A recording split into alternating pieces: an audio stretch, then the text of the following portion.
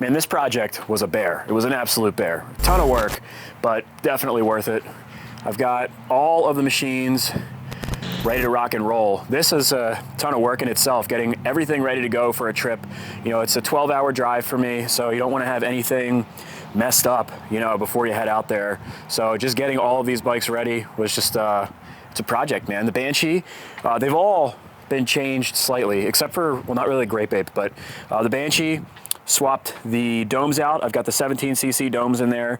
I changed up with the timing, and now we are running on race gas. So it's set up for race fuel now. Should have a good amount of more torque and a nicer power curve. That was the whole idea there. Great Babe, I just really had to clean up, and believe it or not, I forgot to turn off the fuel petcock. This thing has been sitting in the shed. I haven't even had a chance to ride the Great Babe. I built that just before I went in for shoulder surgery, and you know, I couldn't ride for the longest time. But it's been like 6 months now, and I cannot wait to rip this thing. I fired it up, and it fired on the 4th kick after sitting all winter with the fuel petcock on. So pretty happy about that.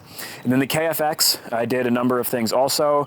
I adjusted the A-arms because you can actually adjust these forward and backward by playing with these right here, and I had them. They weren't right, and so I lined that stuff up. It should handle a little bit better. Played with the steering stabilizer. I also changed up the jetting, and I think I got rid of the little sputtering problem that it had before, and I put this Hermosi SBC 720 bar clamp on here because, dude, those things are a game changer, and man, I'm gonna be riding for like 10 days straight, and I definitely don't want to get beat up, so I put that on there. Highly recommend those things, man. Now that I've gotten to use those, they're just the bomb. Got the MX tires on the KFX because there is, I think there's a small motocross track at Badlands, so I'll have one machine that's basically ready to go for that. But I mean, you can get around with the 18-inch rear wheels anyways, and these Obor Advent MXs are 4-ply, so they shouldn't pop quite as easily as the whole shot MXR6s did,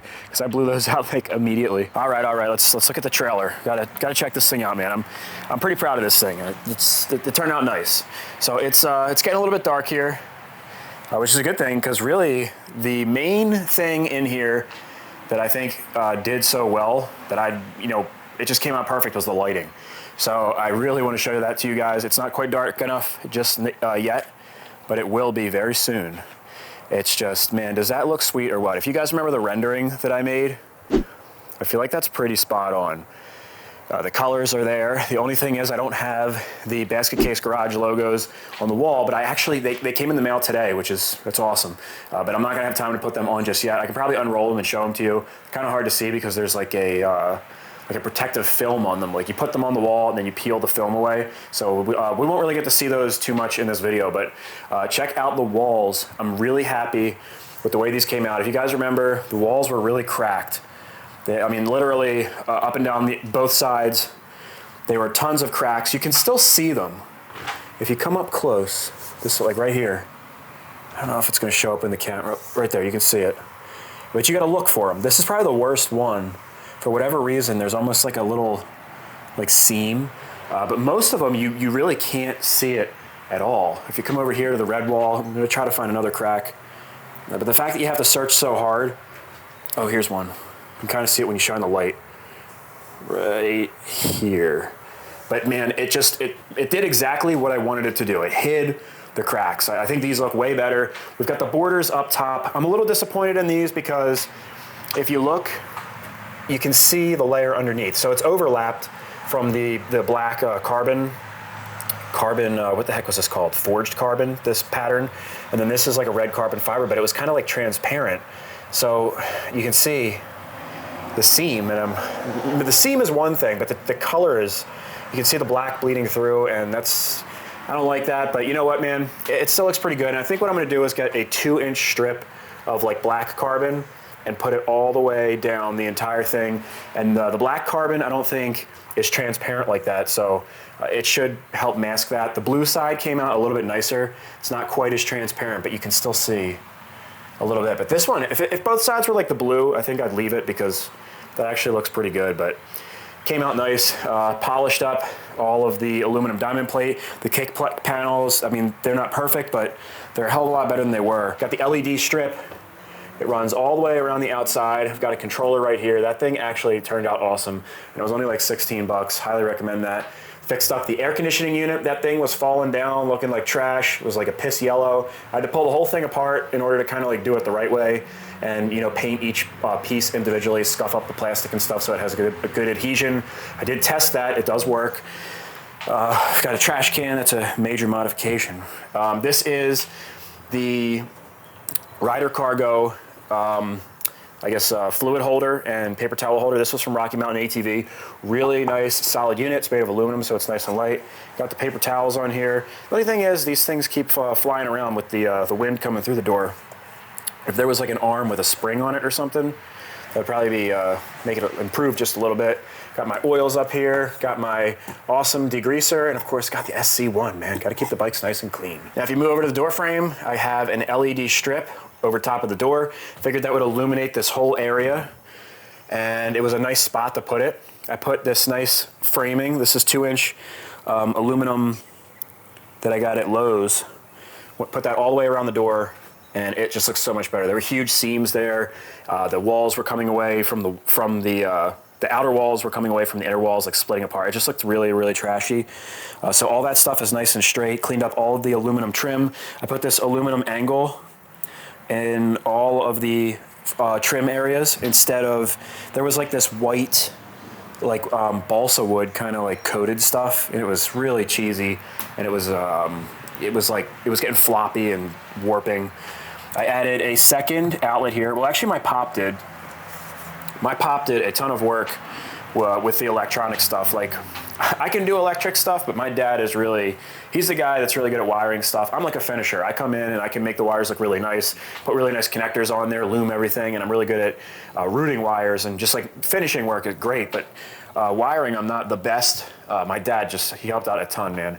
We've got LEDs in these. These were fluorescent. I removed the ballasts. Uh-oh, we got a focusing issue here. What's going on? There we go. All right, we're working with a new camera, by the way. I got a new camera, a new microphone, updating, finally not using my phone. You know, I got 150,000 subscribers almost, and been using a phone this entire time. But this stuff I didn't really touch. I just kind of put it back in, the bench and everything. You can see like the scuffs and stuff are still there. I may fix that up, but realistically, it really doesn't look that bad like that, and it's gonna get bumped and bruised. All the cabinets are the same, but what I did is I ran the LED strip inside here. So when you turn those on, you can actually illuminate inside these cabinets, which is really cool. And then if we go to the lower cabinets, oh, what do we got here? Oh, is that an air compressor? Oh my God. Yeah, my dad picked this up, surprised me with it. It's a 2-gallon, I believe. And man, an air compressor just comes in handy anywhere you go. So that's going to be really nice. I can use air tools, fill up tires, blow stuff off. It'll be sweet. I got an air line in there, a 75-foot electrical wire, a jack right there in case I blow a tire out or something. Got another outlet in here to run anything in there, and I put a piece of E-track on the floor in there. That was the original piece of E-track. If you guys remember, it was on the wall right here. It was silver, and I ran black E-track, so I figured if I put it in these cabinets, it would be, you know, it's out of sight, so it doesn't really matter if it doesn't match. Then I got all these drawers here. I haven't stocked this quite yet, but this is like my strap drawer. I got 8 ratchet straps. These kind of like these loopholes, and then these, all kinds of tie downs and stuff. And then down here, I put, this is my spare bolt drawer. There's just all kinds of miscellaneous, mostly metric. When you go on trips, man, you lose a bolt, you need stuff like that. So then, of course, we've got E-track. I did 4 rails. You can pull quads in, and it'll do pretty much any kind of quad. The Banshee is like 44 inches wide. It fits on there, and the 250R is 49.5 inches, and that fits on there also. I wanted it so that the tires went right on the rail, so you can throw a strap right around the tire. That way you don't have straps out to the side and all kinds of stuff like that. It's not compressing the suspension, and if you walk through the trailer, you're not tripping on straps. That was my idea there. So I put 4 lines of E-track. There's 10 foot in the first section, and then another 3 foot on this little tail section. And there's one thing missing. If you guys remember those big D-rings that were in the 4 corners, they will be going back in. If you actually press, you can see where they went.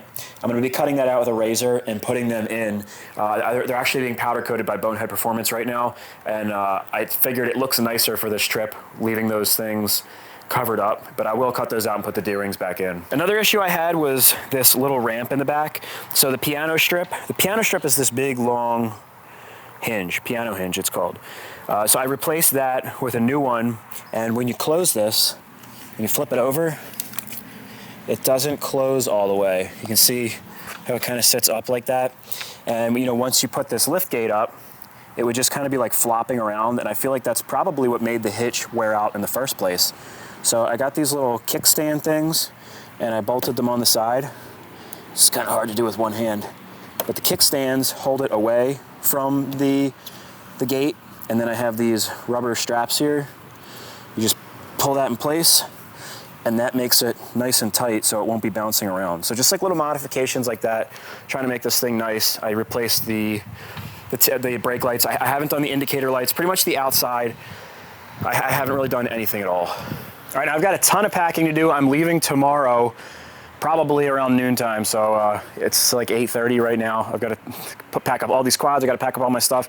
It's just been a really, really busy week. So I think what I'm gonna do is get this stuff in the trailer. By then, it'll be completely black, and I can show you how bright these freaking lights are, man. I'm telling you, I hope you guys brought your sunglasses because I'm not trying to blind anyone. Before I start packing, I got to answer some questions about the ASPCA Raptor because people have been asking me. They're like, oh, why aren't you making videos on the ASPCA Raptor? Oh, it's been too long. You can't do this to us. But you're right. I don't like leaving projects sit. In this case, you know, pretty much almost every company that I'm working with, everything's backed up, man. Employees are hard to get right now, and raw materials are hard to get, so it's just something we got to deal with. It is what it is, but I wasn't willing to cut corners here. And check it out, guys. The rest of the parts came, so they were stuck in the Cerakoting phase at Bonehead Performance, and the guys are just backed up over there. There's nothing they can do. Cerakoting is one of those processes that I wouldn't say it's like a mainstream mainstream thing over there just yet. So like the powder coating can get done really quick, but this stuff was backed up. But it's here now, and man, it looks freaking sweet. I got it Cerakoted in this bronze color, and dude, I can't wait to show you guys this engine. I don't want to give it away, but the ASPCA Raptor is going to be really, really cool. I can't wait to get back from this trip. Oh man, I'm going to start building this thing. It'll be all quick from now because I have all the parts. Let's hope so anyways.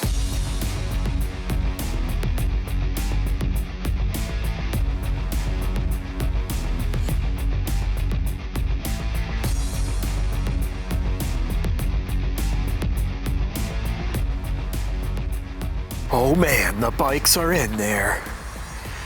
Check it out. Got these two set to the back. I'll walk around the side here and show you what it looks like from up front. There is plenty of walking space in the front. Freaking sweet. All right, right now the auxiliary lights are on. That's like the 12 volt power when it's attached to the truck. Those are the, I replaced those LED with the old bulbs with the LEDs. They're really not bad. This isn't too bad, you know, for getting around. This is the way it used to be, basically. And now, if you're ready, if you're prone to, you know, if you have sensitive eyes, you know, I wouldn't watch. All right, get ready for this. I gotta brace myself, man. I'm about to. Oh my God, dude.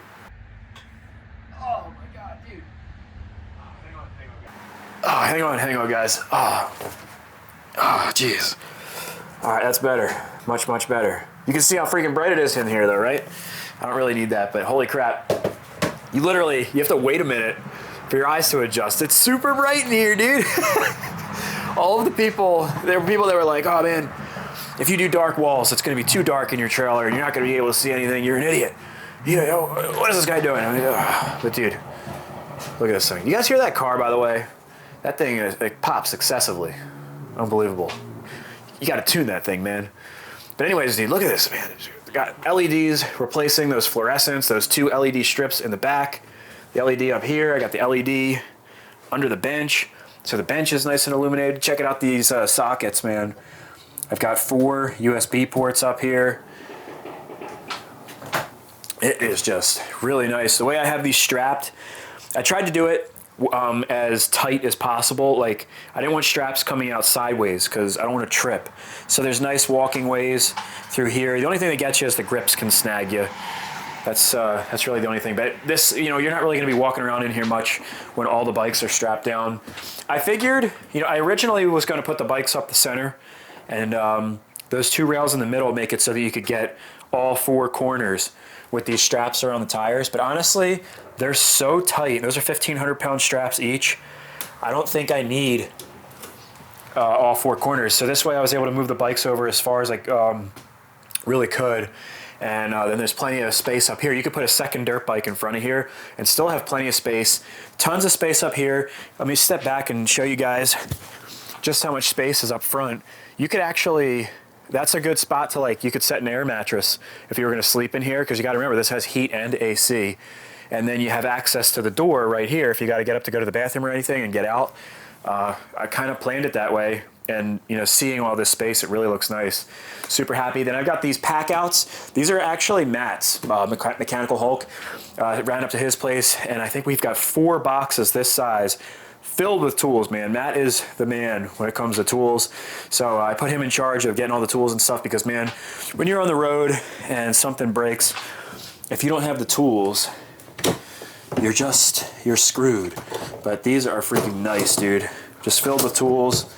And like I said, there's about 4 of these. I just have the one in here. I decided to stop as I was filling the trailer because, you know, there's going to be stuff all filled up in this area. I might put some stuff up here, and it would just be too cluttered to really show you guys what this looks like. But these pack outs fit on these rails perfectly. I'll be able to stack them like too high and put 2 straps right over top of these, and they'll be nice and secure. I don't have to worry about them flying around. Oh, and check this out. Got a cooler in here. I'll have to stop and get some ice. I do plan to put a refrigerator in here.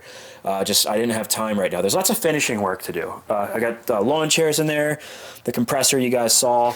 But yeah, like I didn't get to finish the bench. I didn't even touch it. I took it out and I put it right back in. I wanted to polish that and clean it up.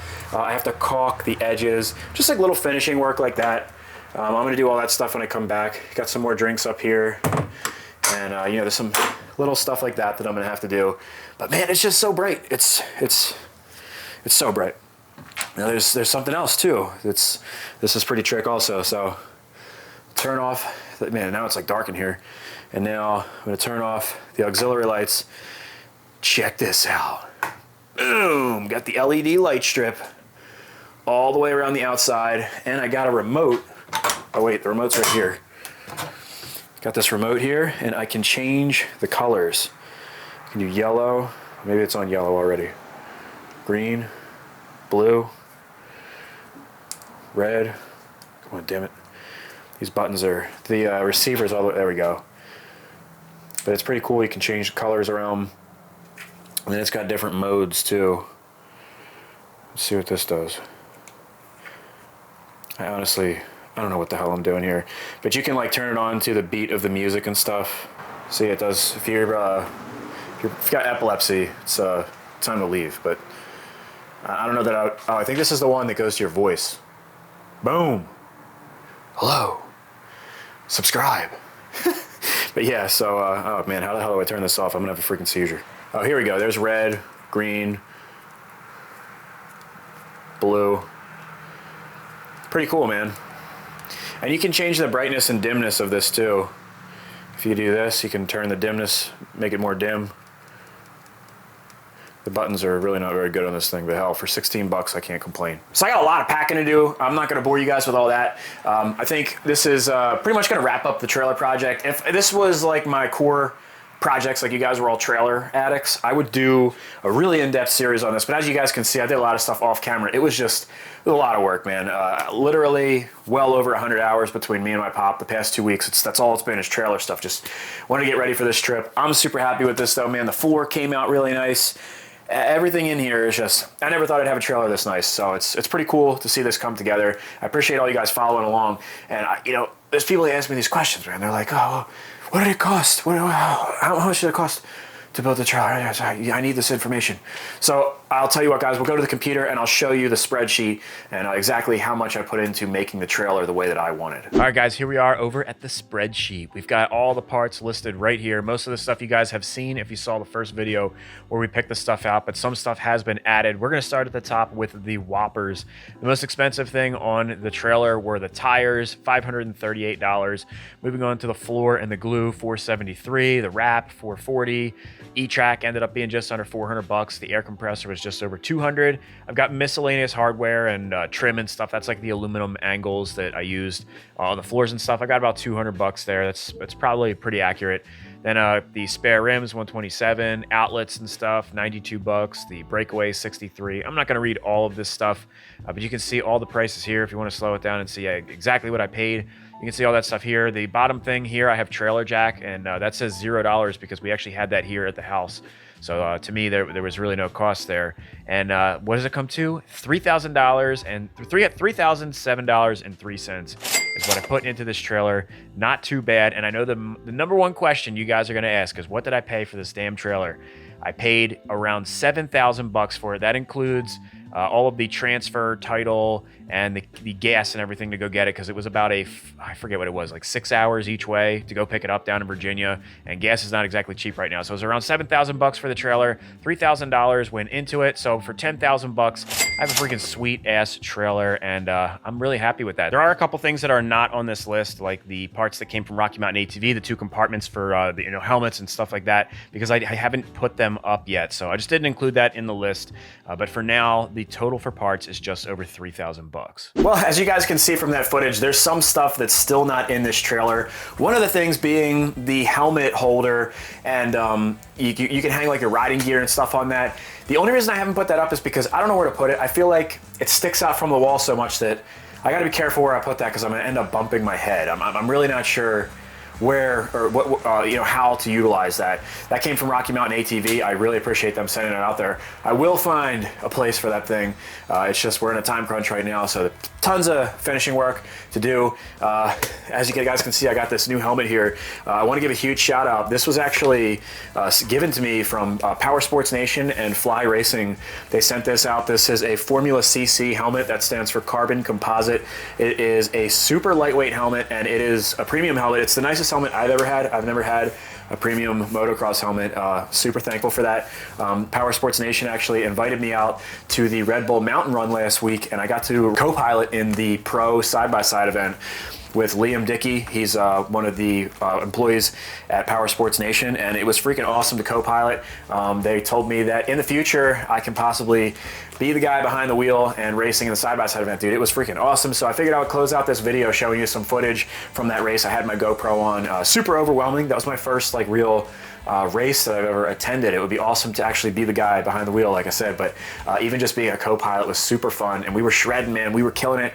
We were one of the only naturally aspirated side-by-sides there to actually be in the top tier for lap times. I think we put down the 5th or the 7th fastest lap time out of 125 cars, and we were racing with a lot of turbo cars and stuff. So you'll see in the beginning of the footage when we take off, we were actually pretty underpowered. We were in a KRX 1000 with a big bore kit, but it's really just no match in terms of power compared to the Can-Am X3s that are turbo and stuff. I mean, those things were just killing us in all of the open sections, but in the tight sections, dude, Liam was just straight killing it, man. We were passing people, we were smashing into the back of them, laying on the horn and stuff. It was just super fun, dude. If anybody has an opportunity to go to one of those races, highly, highly recommend it. I mean, it's like indoor go-kart racing on steroids, dude. It is just freaking awesome.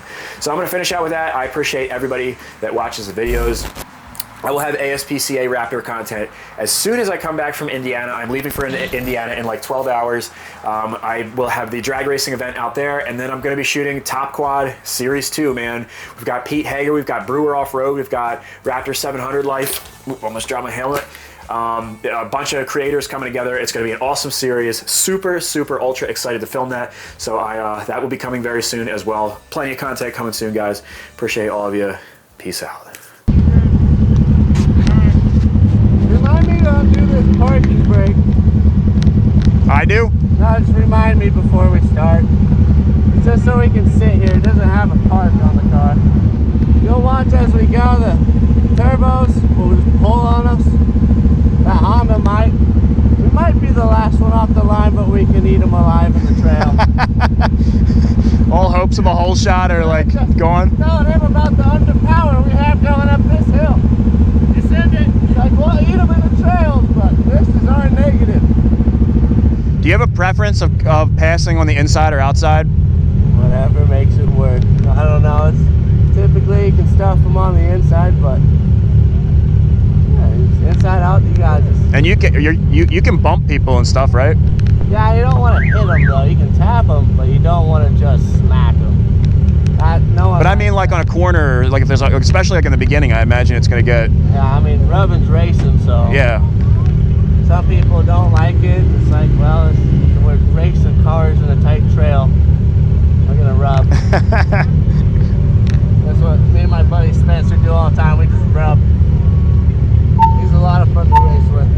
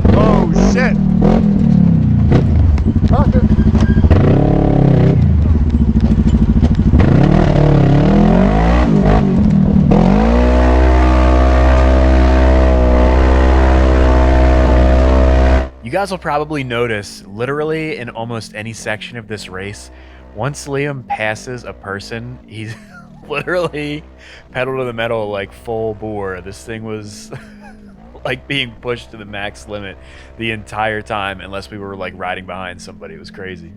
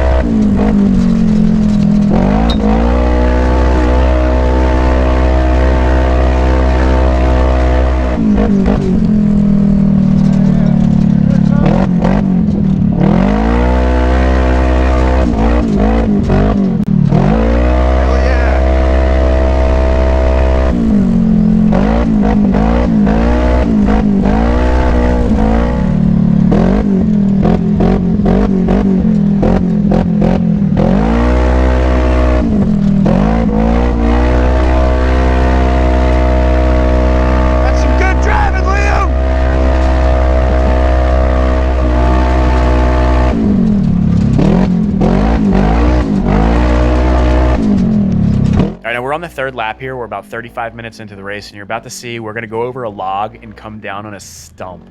And this pretty much does us in for the race. We cracked the cases, lost our oil, and then really shortly after this, burnt up the engine, and that would be it for us.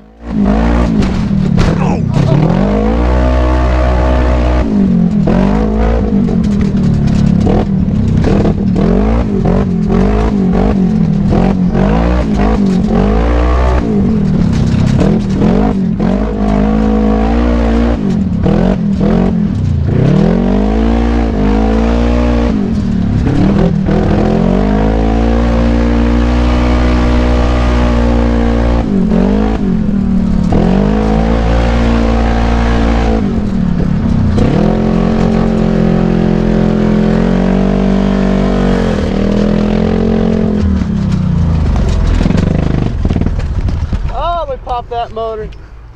What the happened? I popped the motor. Motor belt. I pushed her too hard.